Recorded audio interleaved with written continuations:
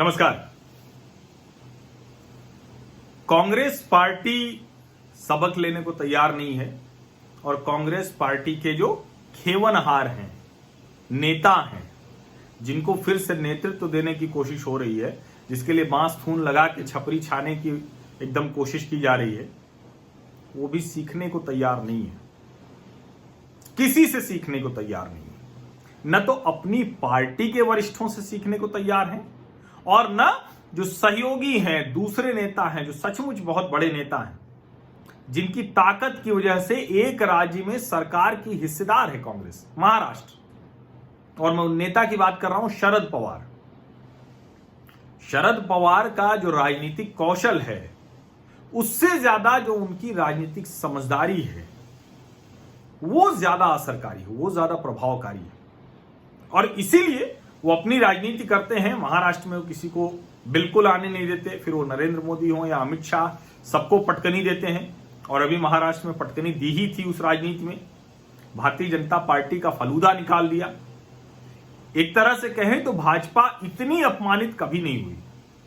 इस तरह की राजनीति करना कि सुबह सुबह जाके ब्रह्म मुहूर्त में राज्यपाल भवन में मुख्यमंत्री और उप मुख्यमंत्री शपथ ले लें, 2 दिन ड्रामा चले और उसके बाद मुख्यमंत्री भी न रह जाए, उप मुख्यमंत्री भी न रह जाए। उप मुख्यमंत्री यानी अजीत पवार शरद पवार के सामने झुके हुए रहे और जब शरद पवार को लगा कि अब देना है उप मुख्यमंत्री का पद, तो दे दिया। अब उसकी ढेर सारी कॉन्स्पिरेसी थीरीज हैं। शरद पवार के ऊपर आरोप भी बहुत लगते हैं, हर तरह के आरोप लगते हैं। आर्थिक आरोप लगते हैं, जो गुंडे बदमाश हैं, माफिया हैं, उनसे जुड़े रहने के आरोप लगते हैं। ढेर सारे आरोप हैं उनके ऊपर। लेकिन उसके बावजूद जो राजनीतिक समझ होती है, जो राजनीतिक समझदारी होती है, वो देश के पूर्व कृषि मंत्री, पूर्व रक्षा मंत्री समय समय पर साबित करते रहते हैं। लेकिन दुर्भाग्य की बात यह है कि राहुल गांधी, जिनको कांग्रेस पार्टी की कमान संभाले हुए एक अरसा हो गया, जो 1.5 दशक के सांसद हैं, पार्लियामेंटेरियन हैं, ठीक है वो अमेठी से भाग गए हार के और वो वायनाड से जीत गए, लेकिन उसके बावजूद 1.5 दशक हो गए उनको।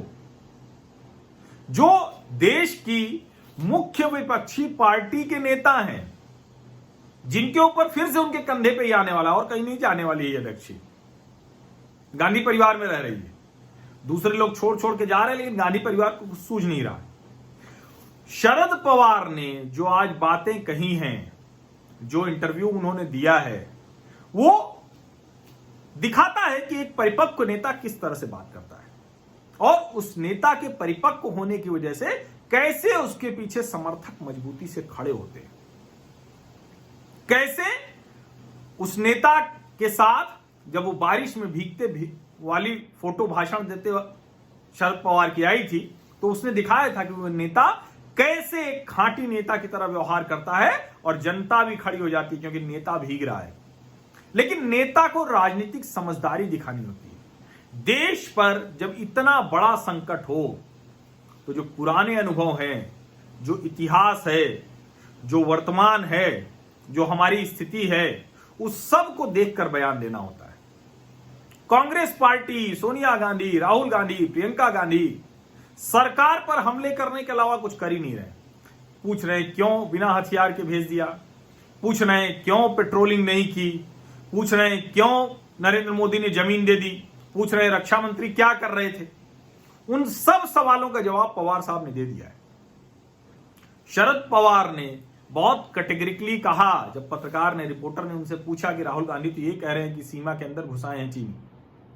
उन्होंने कहा 45,000 वर्ग किलोमीटर 1962 के बाद, उस लड़ाई के बाद चीन ने हमारा कब्जा कर लिया। और मैं नहीं जानता हूं कि अभी क्या चीन की सेनाओं ने कुछ कब्जा कर लिया है, नहीं कर लिया है, लेकिन हमारी सेनाएं मुस्तैद थीं। रक्षा मंत्री के ऊपर आरोप नहीं लगाया जा सकता क्योंकि चीन की सेनाओं ने अतिक्रमण किया, चीनी सेनाएं भारतीय सेना में घुसी और हमारी सेनाएं और हमारी सरकार वो सतर्क थी, जाग रही थी, चुस्त थी। इसीलिए वो लड़ाई हुई, जो खूनी संघर्ष हुआ, जिसमें 20 भारतीय सैनिक वीर गति को प्राप्त हुए, जिसमें 20 सैनिकों ने भारत की सीमा की सुरक्षा करते हुए अपने प्राण न्यौछावर कर दिए। लेकिन चाइनीज सैनिकों को खदेड़ दिया।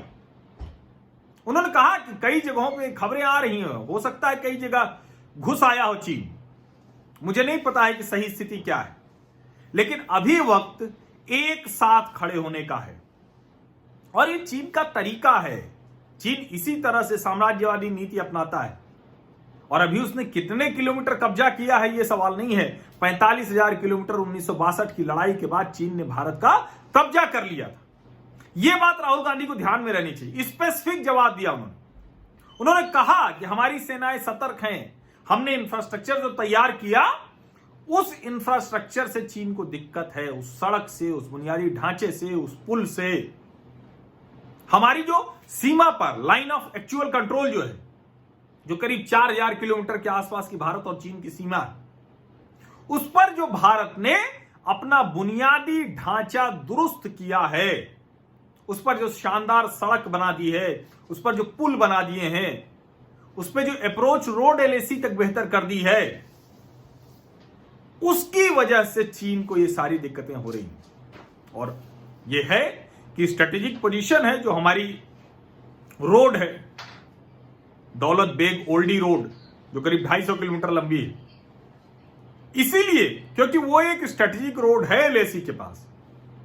भारत और चीन के युद्ध में उस सड़क का बहुत महत्व है, लेकिन कोई बात समझने को राहुल गांधी तैयार नहीं है। सीडब्ल्यूसी की मीटिंग में अपने वरिष्ठों को बेइज्जत करते हैं, अपने सीनियर लीडर से बात सुनने को तैयार नहीं है।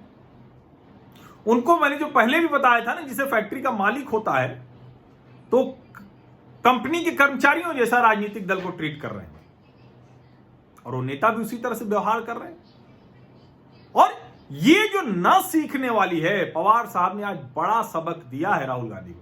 अगर वो सीख सकें, लेकिन वो सीखेंगे नहीं, क्योंकि कांग्रेस के ऊपर बैगेज बहुत ज्यादा है, बहुत बर्डन है। उस बैगेज को उतारने के चक्कर में, छिपाने के चक्कर में, ढकने के चक्कर में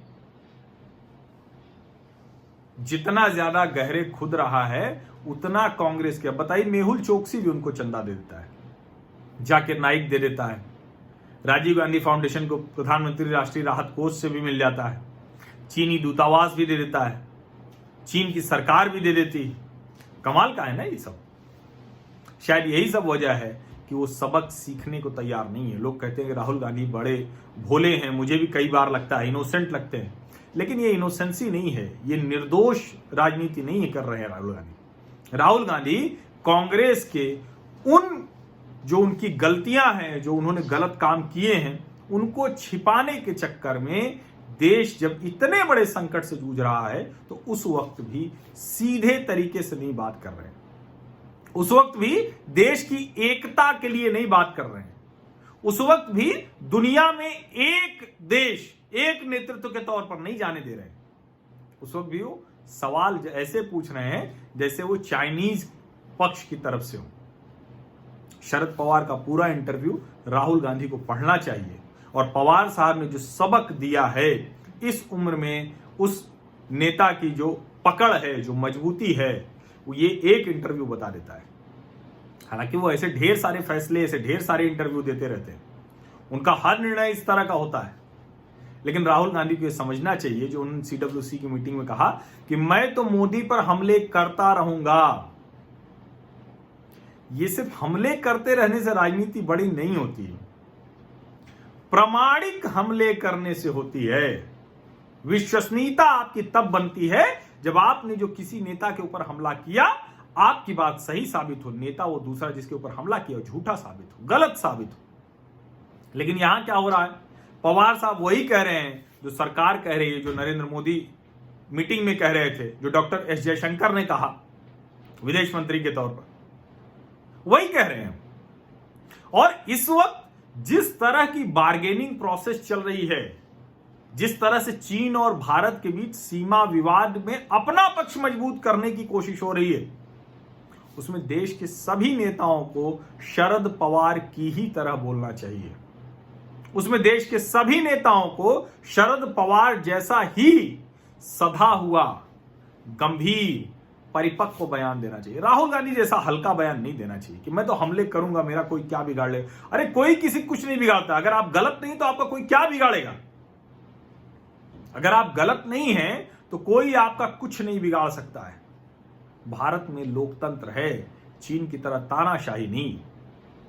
लेकिन लोकतंत्र में भी निखरने के लिए बहुत कुछ सीखना पड़ता है, जनता से, नेताओं से भी, साथियों से भी, अपने सीनियर्स से, जूनियर से भी, और कम से कम उन सहयोगी नेताओं से तो सीख लीजिए जिन्होंने दिखाया कि महाराष्ट्र में कैसे एनसीपी पूरी ताकत के साथ लौटी है, कैसे एक नेता ने खड़े होकर एकदम से जो एनसीपी लग रहा था कि कमजोर हो गई है, टूट रही है, उसको मजबूत कर दिया। कुछ तो सबक लीजिए राहुल जी, या सबक आप लेंगे नहीं और हर वरिष्ठ नेता को आप बेइज्जत करते रहेंगे और आप सोचेंगे कि नहीं नहीं कांग्रेस पार्टी कल को खड़ी हो जाए और हमको प्रधानमंत्री पद का उम्मीदवार बना दिया जाए। ये समय चला गया राजनीति में। अब पार्टी वो इस तरह से नहीं चल पाती। मैंने पहले भी बताया था कि वंशवादी राजनीति बहुत चलती नहीं है। वो जो आपकी बहन जी प्रियंका गांधी वाड्रा जी ने कहा कि मैं इंदिरा गांधी की पोती हूं, तो हूं भाई। बहुत से लोग हैं, इतने मुख्यमंत्रियों के, इतने अलग अलग लोगों के, अलग अलग प्रधानमंत्रियों के भी तो बच्चे हैं ना। कहां है सब? जो राजनीति ठीक से करेगा, जनता के साथ रहेगा, राजनीति में सबक लेता रहेगा, कुछ सीखता रहेगा, वही आगे बढ़ेगा।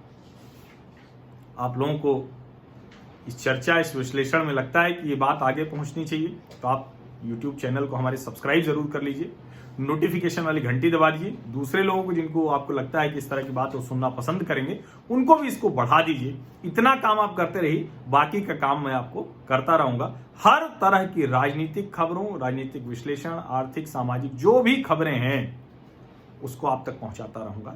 चीन की भी हर खबर पहुंचाता रहूंगा कि कैसे दुनिया चीन के खिलाफ लामबंद हो रही है, कैसे चीन कमजोर हो रहा है। बहुत बहुत धन्यवाद।